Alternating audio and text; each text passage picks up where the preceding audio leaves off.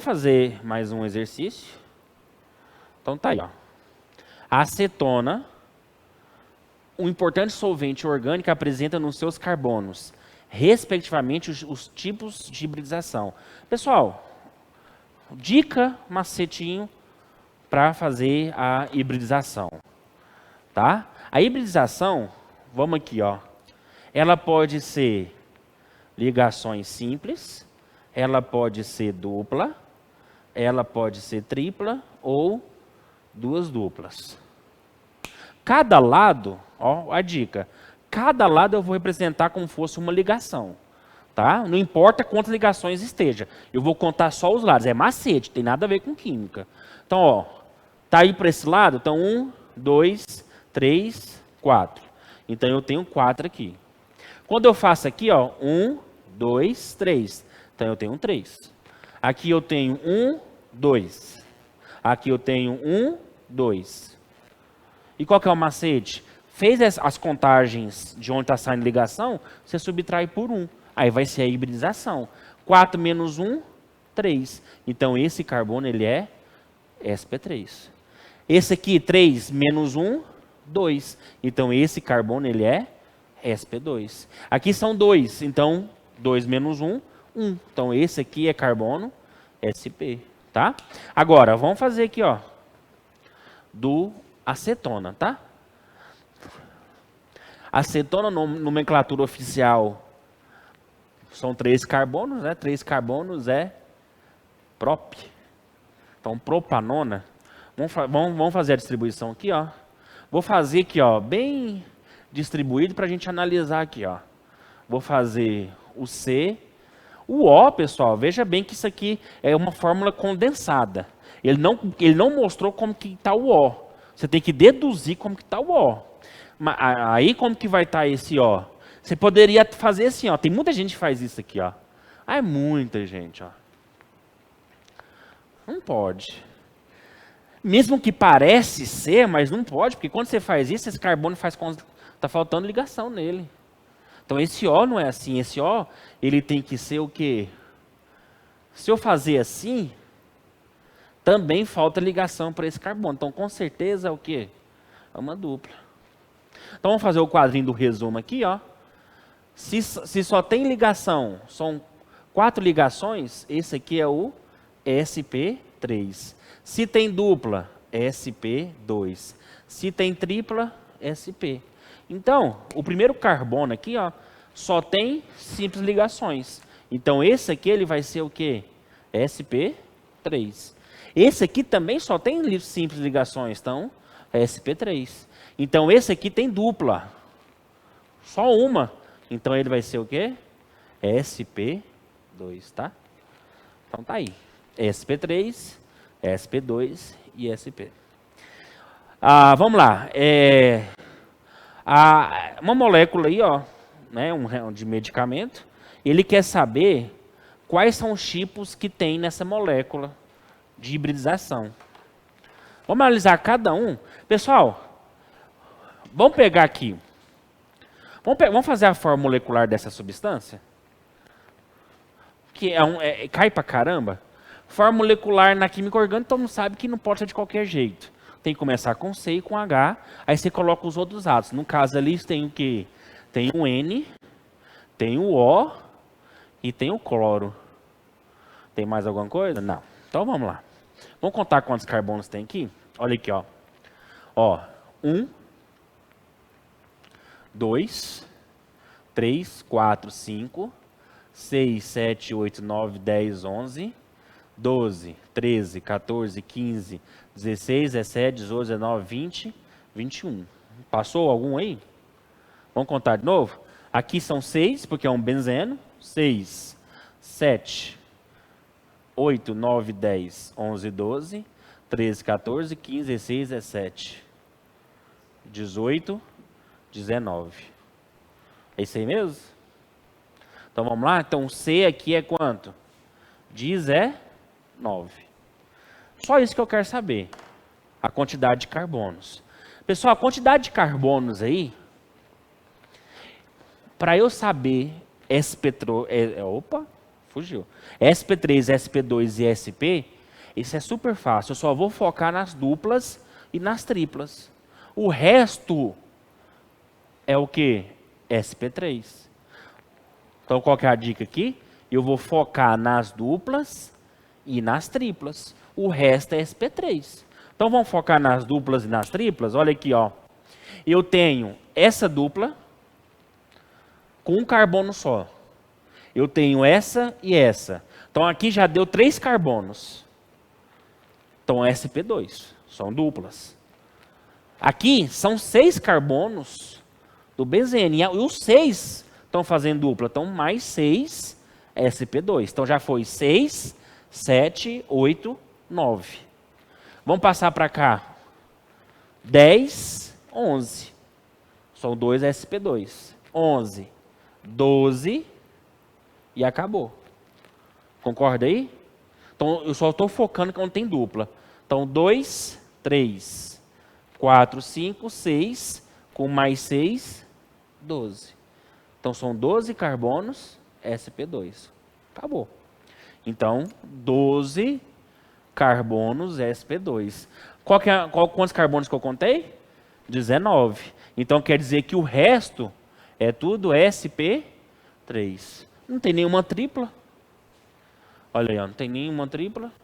Então, nesse caso, só tem carbono o quê? sp3 e sp2. Vamos lá. Considerando a estrutura, podemos afirmar. Vamos acabar aqui, ó, encerrando. Possui 9 carbonos com hibridização sp2. Então, de novo, vamos focar onde tem dupla e tem tripla. Primeiro, eu vou contar quantos carbonos tem. Ó, aqui, do benzeno, 6. 6, 7, 8, 9, 10, 11, 12. Acabou. Então, são 12. Então, tá aqui, ó. Dos 12, aqui é um benzeno. Todos os do benzeno é sp2, que todos têm dupla. Então, 6 sp2. Tem mais um? Tem, ó, 6. Esses dois faz dupla. Então, 8. E esse aqui, 9. Então, 9 carbonos sp2.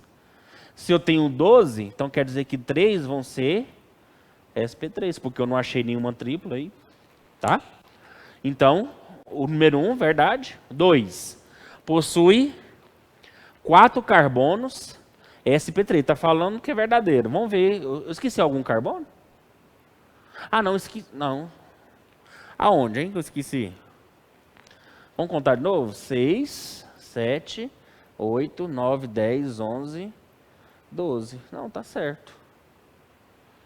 Eu estou esquecendo de algum? Não tô. Ah, não, tô. São 2 carbonos aqui, ó. 6, 7, 8, 9, 10, 11. Não, tá certo. 1, 2, 3, 4, 5, 6, 11, 12. A2 tá falso. Concorda comigo? Olha aí, me ajuda aí. São 12 carbonos mesmo?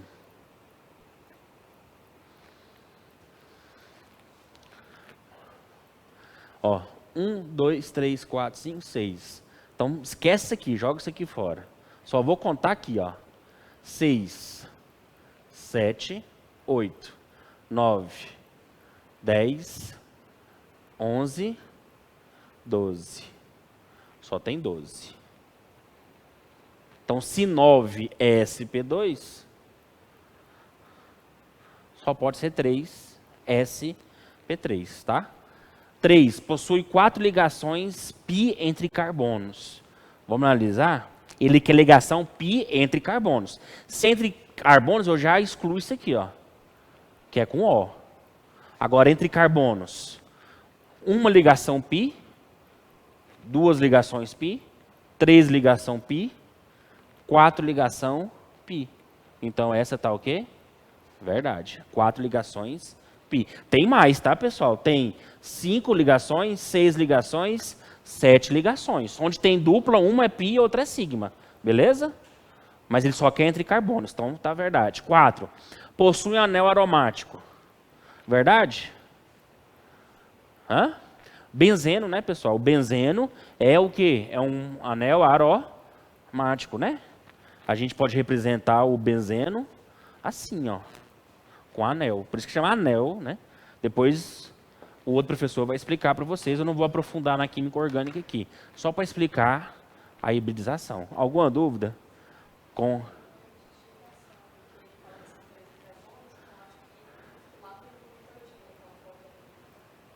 Aqui, né? É verdade. Às vezes pode ter um aqui, ó. É. Que ele não colocou. Se for, provavelmente deve ser um FCH3, então vai ser isso aí. Né? Pessoal, então beleza. Então, foi-se hibridização. O outro professor não vai dar hibridização, tá? Geralmente é de quem pega a outra química que dá. Para provar que hibridização tem nada a ver só com carbono. Tem gente que acha que é. Não, não é. Tá bom? Então vamos para a parte aí facinha. Tabela periódica. Tá?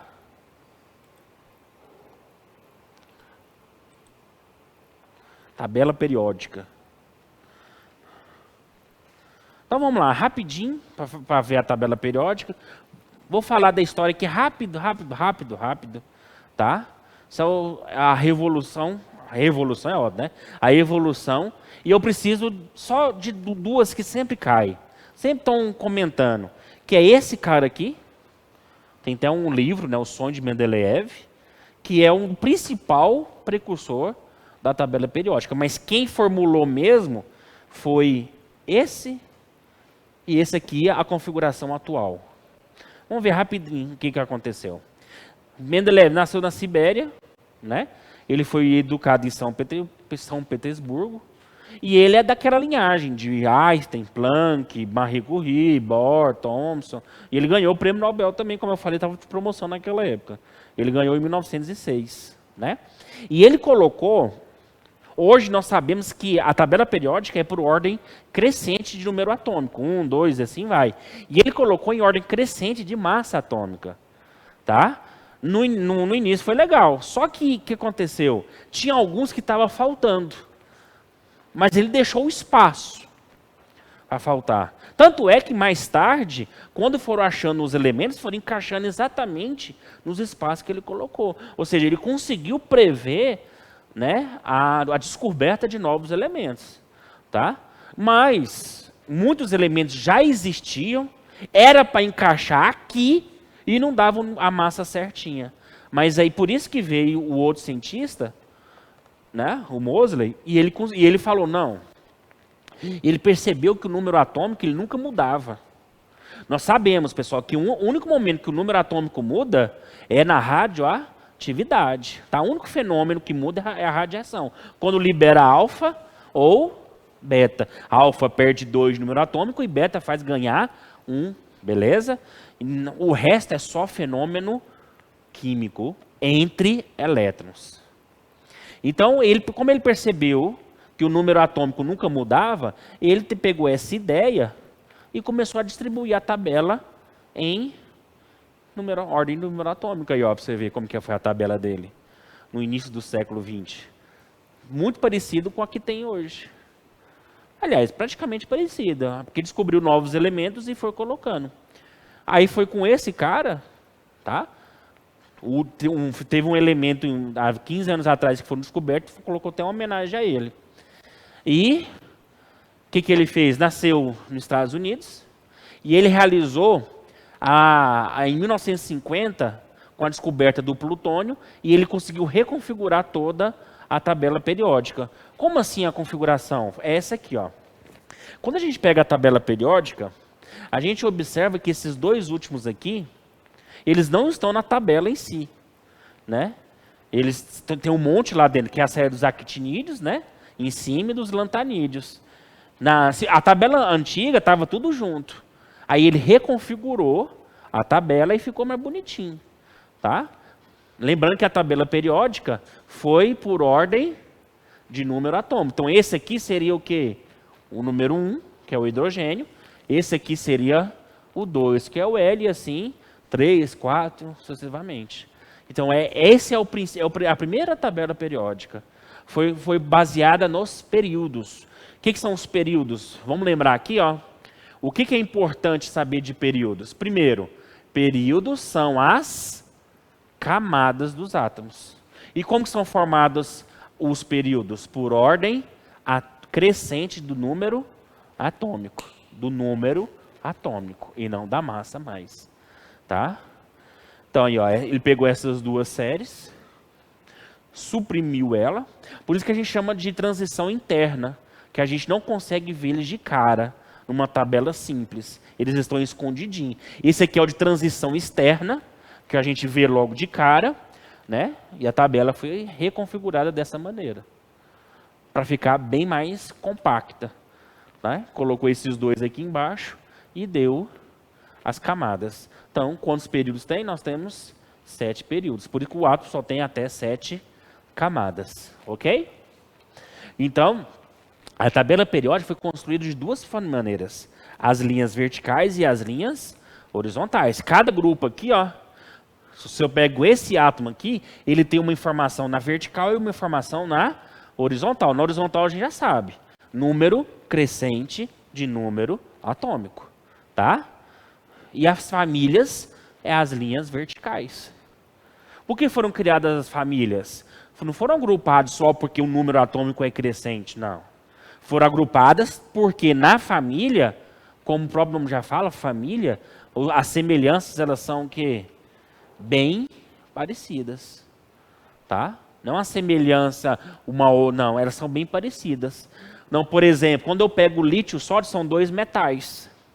Ambos da família dos metais alcalinos. Primeiro, tem a mesma configuração, porque termina com um elétron, isso a gente já viu.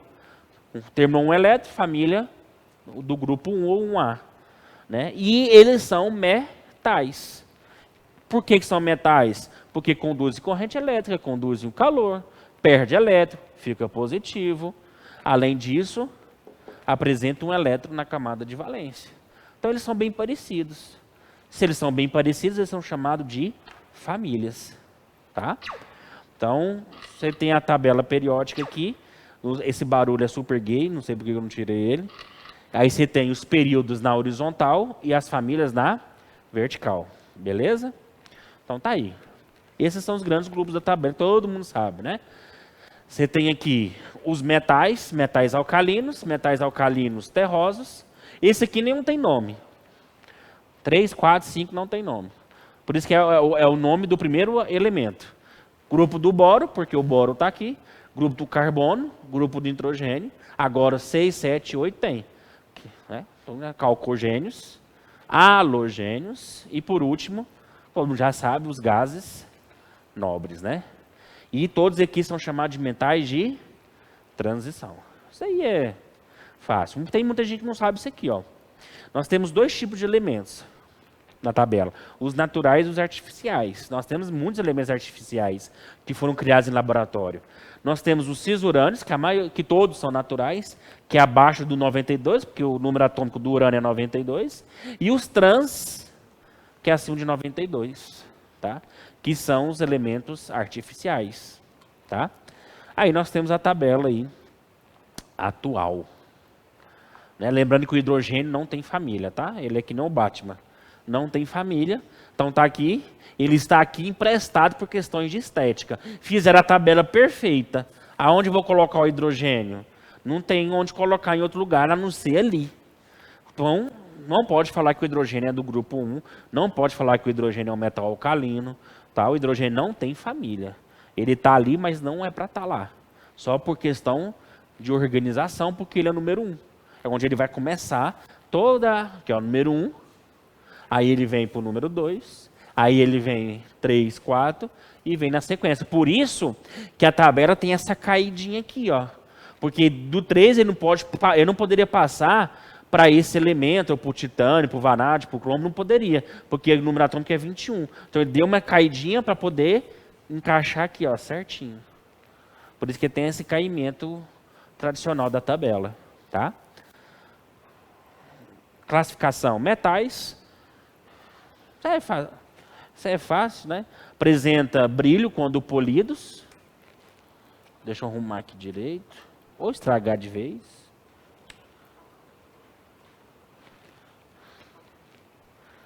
Ó. Apresenta, pega uma colher e começa a polir, ela vai ficar brilhosa. Todos os metais são assim. Né? Sob temperatura ambiente, apresenta um estado sólido. Aí todo mundo já sabe da exceção. O único metal de exceção é o mercúrio. Né? O mercúrio é muito utilizado aonde? Nas mineradoras, né? Principalmente de ouro. Né? Por quê?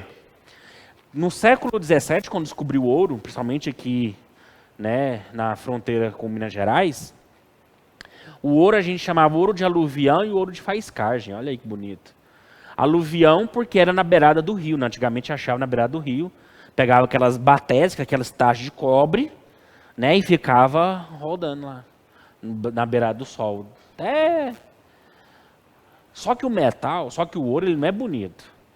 Bruto não é, ele parece cascalho, só que é de metal. Aí como que eu vou identificar um cascalho de uma pedra e de um metal? Joga mercúrio.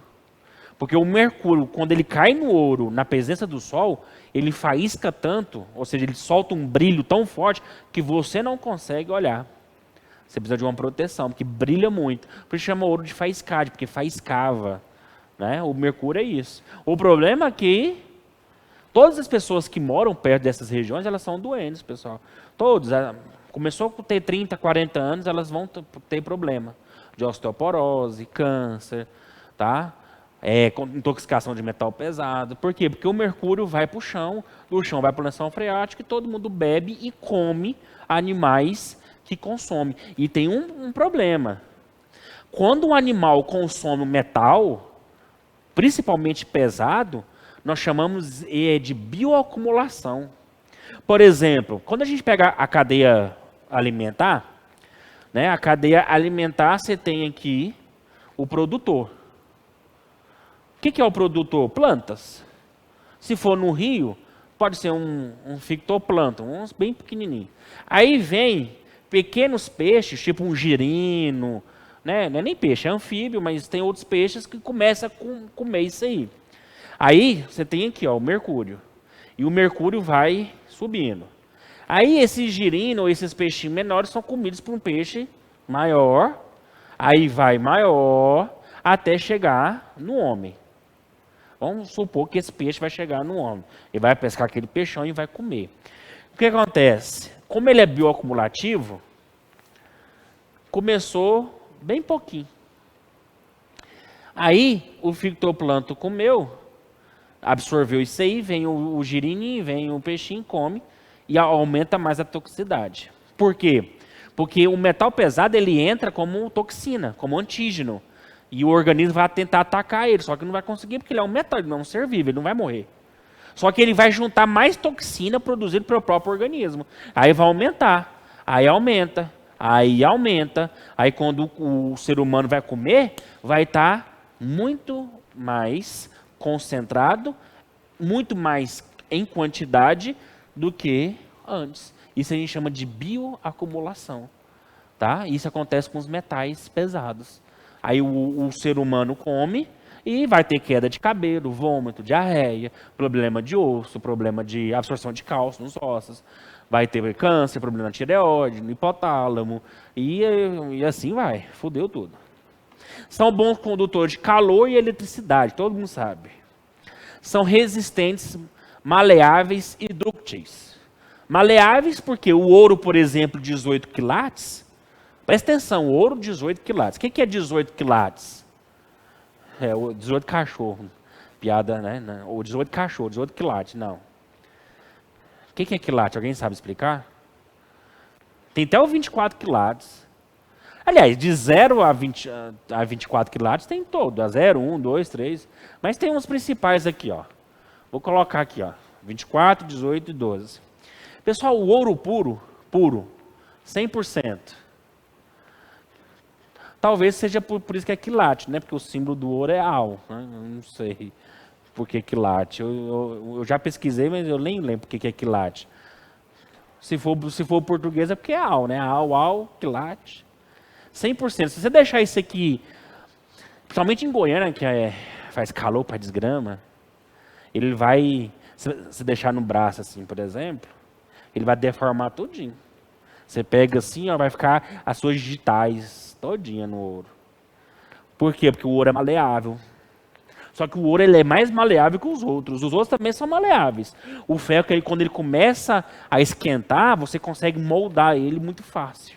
Todos os metais são assim. Eles são duros, são resistentes, mas quando você joga a temperatura, eles conseguem se malear e moldar do jeito que você quer.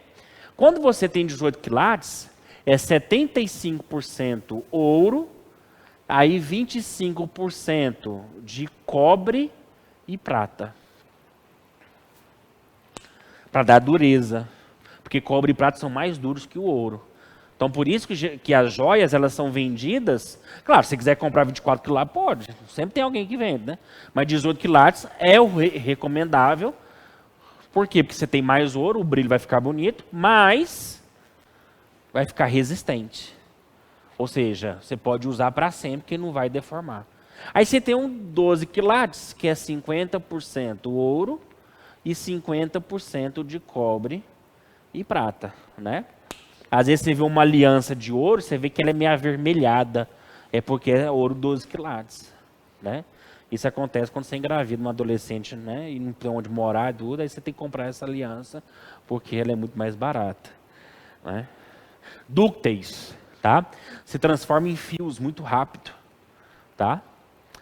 Você pega alumínio, derrete ele, transforma em fios. Pronto, em folha de alumínio. Isso aí, os metais, eles são muito maleáveis, muito fácil. Não metais. Diferente dos metais, tem os três estados físicos dele, tá? Sólido, líquido e gasoso. Eles não apresentam brilho, são exceções do iodo, do carbono, sobre a forma de diamante, tá? O seu cabelo, se eu pegar o cabelo e colocar no laboratório, ele vira diamante, isso é fácil. Porque o diamante, ele vem do carbono, tá? O diamante é C60 e o grafite também é C60, tá? O que diferencia os dois, já que a fórmula molecular é a mesma, o que diferencia é a estrutura que os átomos vão se apresentar, tá? O grafite são estruturas hexagonais com duplas, e o diamante são estruturas mais pentagonais e sem duplas. E olha para você ver, então, que é legal. Como são hexagonais e tem duplas, e quando você tem duplas muito perto, nós vamos lembrar do fenômeno ressonância, vocês vão ver com outro professor. O que é a ressonância? Não é só o benzeno que faz ressonância, não.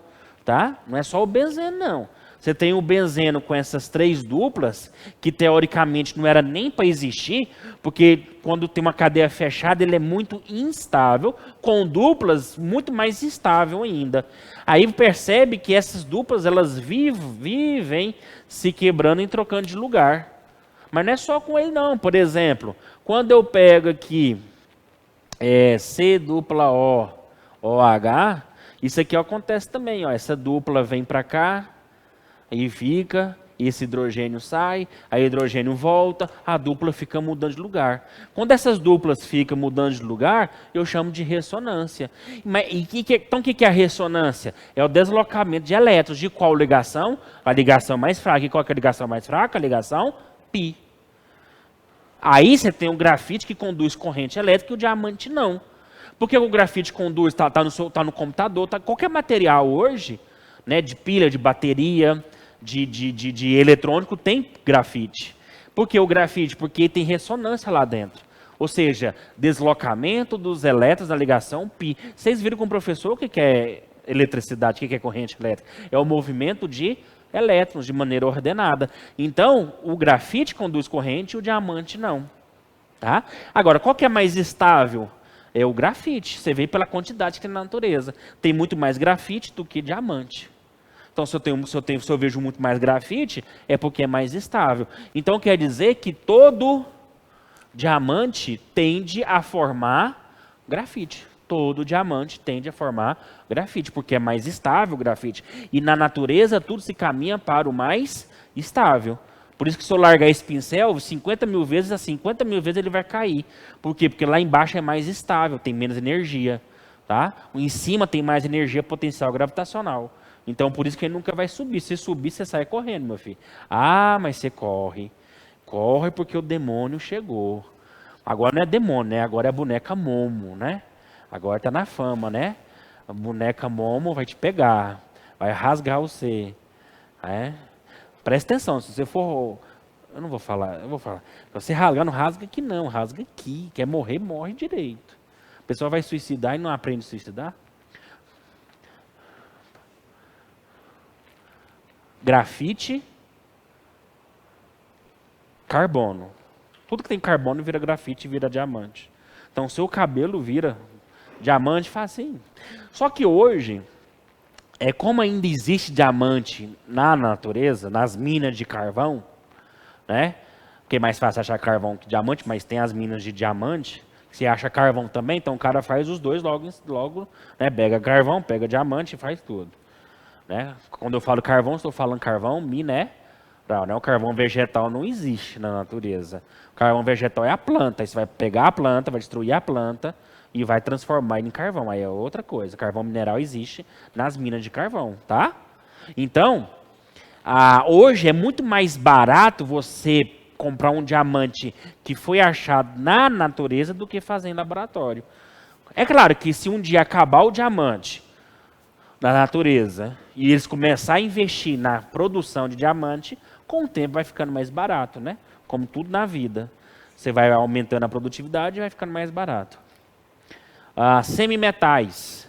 E aí, como a gente até falou, né? Tem as características dos dois. Ora é metal, ora é ametal. Tá? Ora doa elétrons, ora recebe. É isso que eu quero dizer. Ora doa, ora recebe. Tá? Quais são os semimetais? Os semimetais é isso aqui, ó. O boro é um semimetal, tá? Que mais? Os principais. Você tem... Eu estou tentando lembrar a frase. Tem frasezinha, você não tem frase para decorar a tabela periódica? Né? É bom saber... Não. Geme. Assim posso comer polenta. Não. Aí esse carbono não é não. Bismuto tem. Vamos voltar aqui, olha. Vamos olhar aqui. Semimetais. Eu esqueci até a frase. Eu sou inútil mesmo. Eu até perdi a tabela periódica. Aqui. Tá aqui a tabela. Semimetais. A cor não está favorecendo, né? Mas é isso aqui, ó. Tá aqui, ó. Tá? Você tem o silício. O silício está encontrado na areia, lá na praia, forma o vidro. Você pega a areia e derreter, forma o vidro. Tá? Não é nem o silício, é o dióxido de silício, é CO2. Tá? Então, ó como que eu decoro aqui, ó. Bate o sino, geme assim, sábado tem polenta. Frasinha. Bate o sino, geme assim. Sábado tem polenta. Então, bate o sino. Agora eu lembro da frase. Bate o sino, geme assim. Sábado tem polenta. Assim faz, né? Você tem outros aqui, ó. Hoje li na capa da revista Coisas Francesas. Bela Magnólia casou com o senhor Barão de Rabicóia. Cada um tem aí, né? Bom aluno ganha inteligência e talento. Casamento silencioso gera estranhos problemas. Não posso assim saber biologia. Os 7 porquinhos. Fui, claro, Brahma e Antártica. Hélio, Negão e Arnaldo Krau na Xena da Renata. Isso é sacanagem. Isso aí Mas tá bom. Aí você tem as frasezinhas. Hoje não precisa decorar a tabela periódica, não precisa decorar os semimetais. Hoje não. Antigamente precisava. Ridículo. Mas hoje não precisa. Tá? Então, vamos voltar aqui, ó. Vamos para os gases nobres, né? Os gases nobres. Aonde que é utilizado os gases nobres? Principalmente em letreiro, tá? Isso aqui é um gás nobre, tá? As lâmpadas incandescentes, que são aquelas amarelas, ela é de metal, pessoal. Aquelas amarelas que a gente chama de incandescente, que tem um fiozinho lá, ó, bonitinho. Aquele fio é o W, chama tungstênio, tá? Ele funde a 3.000 e tantos graus Celsius. Todo metal, quando passa a corrente elétrica, ele aquece. Quando aquece, ele produz luz. Por exemplo, você pega uma faca. Quem já esquentou a faca no fogão? Ela não fica vermelha? É claro que é luz. Se você apagar a luz, você vai ver ela lá. Mas aquela ali não é tão interessante, por isso que é utilizado ferro. Agora, o tungstênio, como a corrente passa e aquece pra caramba, por isso que essas lâmpadas, elas são horríveis, gasta muito, 90% delas você joga fora o dinheiro. Se você gasta R$100, R$90 você está jogando fora. Porque ela só aquece praticamente. 90% é aquecimento, 10% que é luz. Então, aqui, ó, a energia passa pelo metal, o metal aquece demais, chega até 1000 graus Celsius e começa a produzir luz, que é aquela luz que a gente conhece. Aí tiraram o metal e colocou esse gás. Tá? É uma mistura aí de hélio, neon não, argônio. Tá? Aí acontece, o gás é a mesma coisa dos metais. Quando passa a corrente, aquece, produz luz.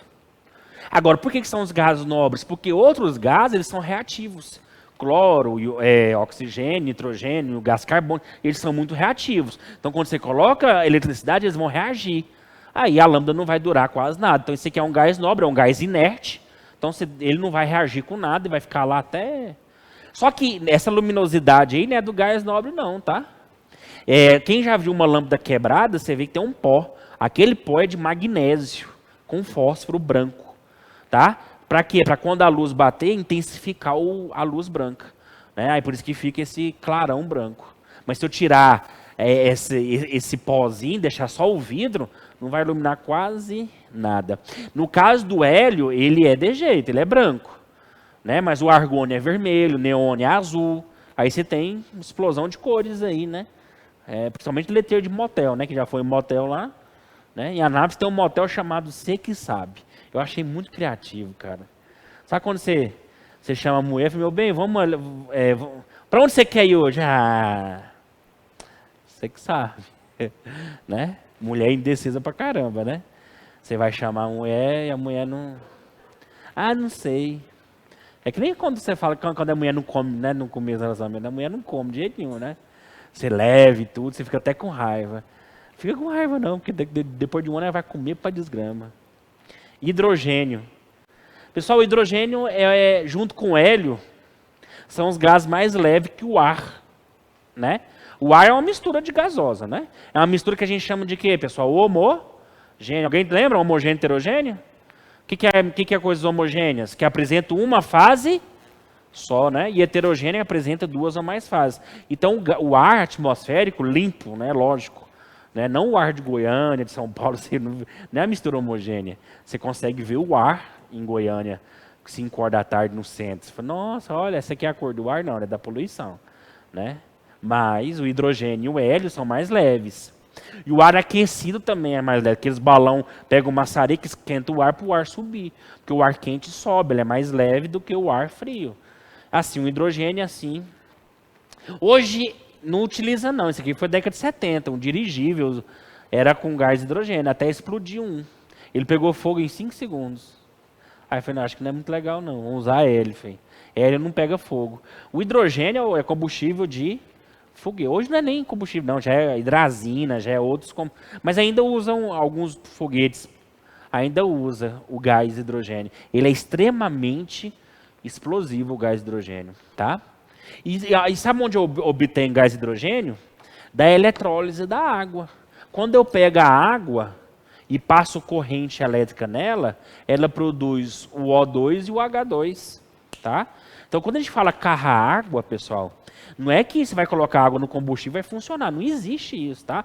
A água não é combustível, nunca vai ser. Então, você precisa do reservatório de água, você precisa de uma bateria, para a bateria fornecer corrente, a água vai quebrar e formar o hidrogênio. Esse hidrogênio vai ser canalizado e vai para a câmara de combustão, onde vai explodir lá dentro de maneira controlada e o carro vai funcionar. Tá? Então, quando fala carrar água, você precisa de uma bateria. Então, são 2 baterias, uma para o carro e uma para fazer a reação. E o melhor, a poluição é o quê? É O2, né?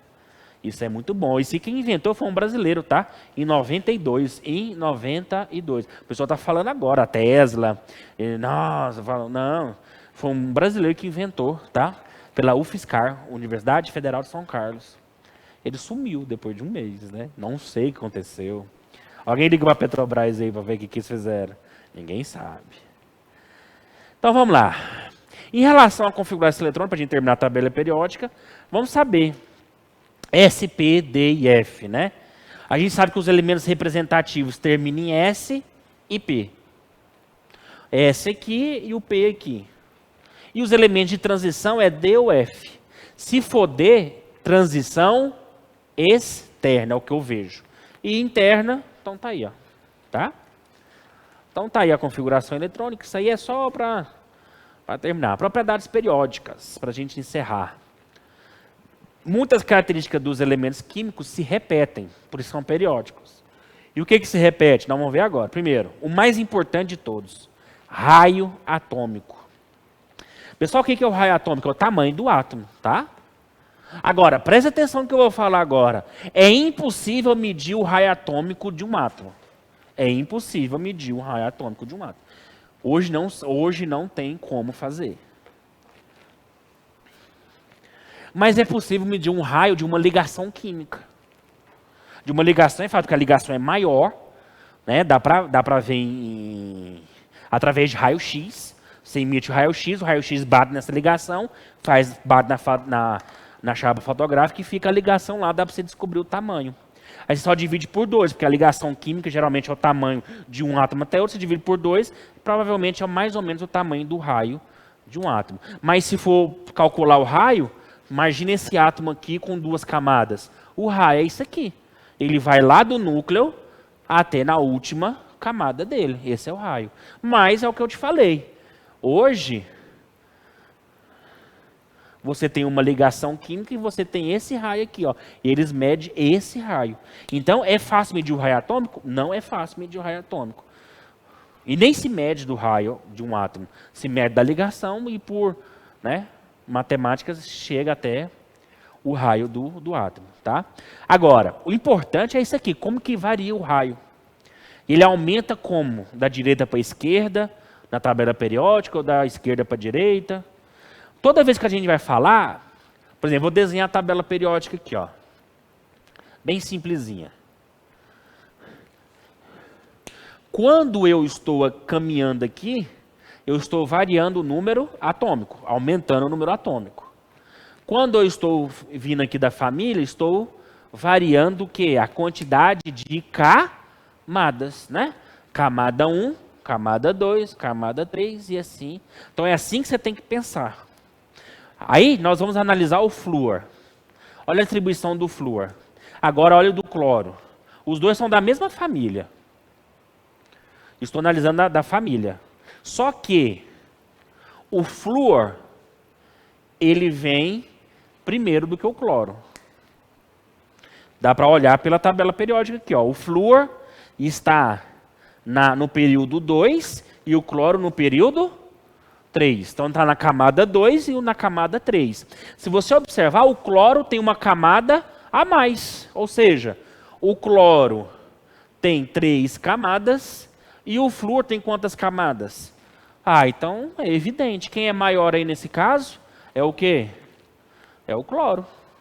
É evidente. Quanto maior a camada, maior o quê? O raio atômico. Então o cloro possui 3 camadas e o flúor tem 2. Então o cloro é maior, beleza? Então quer dizer que o raio atômico, pessoal, na família ele varia aqui, ó, de cima para baixo. Pegou aí? Por que de cima para baixo? Porque quanto mais eu desço, maior as camadas vão aumentando. Agora vamos analisar os períodos? Períodos.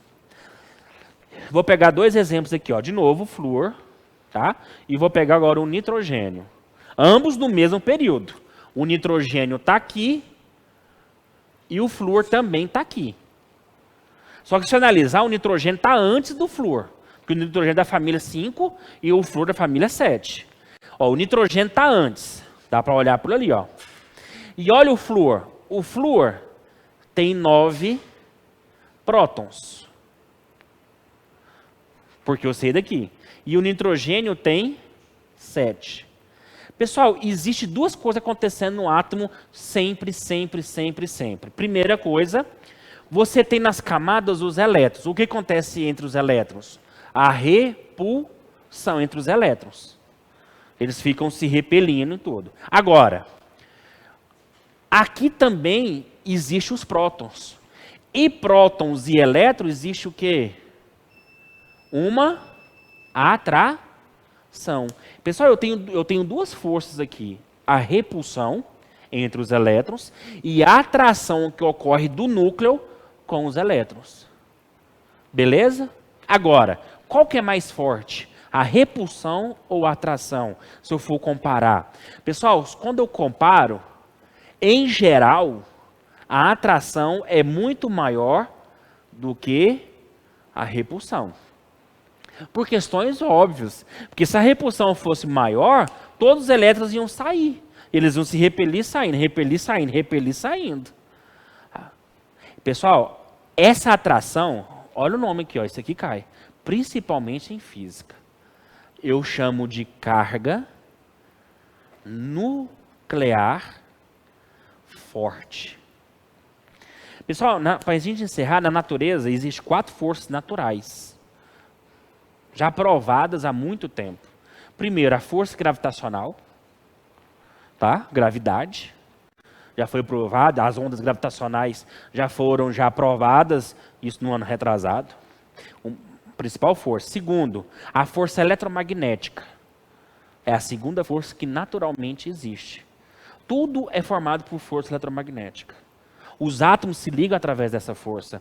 Se os átomos se ligam por essa força, quer dizer que tudo se liga. Essa lâmpada funciona, o seu celular funciona, o computador funciona, o carro funciona. Tudo funciona à base do eletromagnetismo. Segunda força natural. Terceira, força forte, ou nuclear forte, que é a força que os prótons exercem nos elétrons. É a terceira força. E a quarta é a força nuclear fraca, que são as emissões de partículas beta para os elementos radioativos. Ou seja, naturalmente os elementos ficam instáveis, a gente já sabe, e começam a emitir partículas beta. Isso a gente chama de força nuclear fraca. Ok? Agora, variação do raio atômico em um período. Qual que é maior? Pessoal, quantos prótons eu tenho aqui? 9, 7. Aonde que a carga vai ser mais forte? Na de 9, concorda comigo? Porque eu tenho mais prótons. Então a carga que o flúor exerce sobre os seus elétrons é mais forte que a do nitrogênio. Então, vamos comparar aqui, o flúor tem 2 camadas. O nitrogênio, 2 camadas.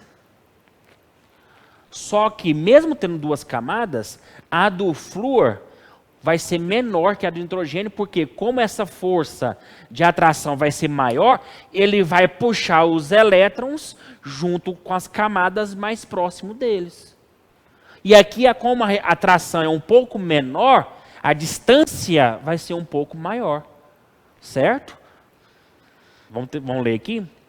A carga nuclear do flúor é maior que a do nitrogênio, porque tem mais prótons. Então ele atrai mais. Então o que eu posso afirmar? Que o nitrogênio é maior que a do flúor. Certo? Então, resumindo aqui, aumenta de cima para baixo e da direita, né? Eu sempre esqueço. Direita para esquerda. Ou seja, quanto maior o número atômico, mais forte é a atração, menor vai ser. Por isso que aumenta no sentido contrário. Quanto menor o número atômico, menor vai ser a atração. Se a menor vai ser a atração, o que acontece com as camadas? Elas se distanciam um pouco mais. Beleza? Se você aprender raio atômico, o resto que a gente vai ver na próxima aula, que é energia de ionização, eletronegatividade, que é importante, deriva tudo disso aqui, ó. Aí você não vai ficar decorando isso aí não, pela lógica. Beleza? Liberados.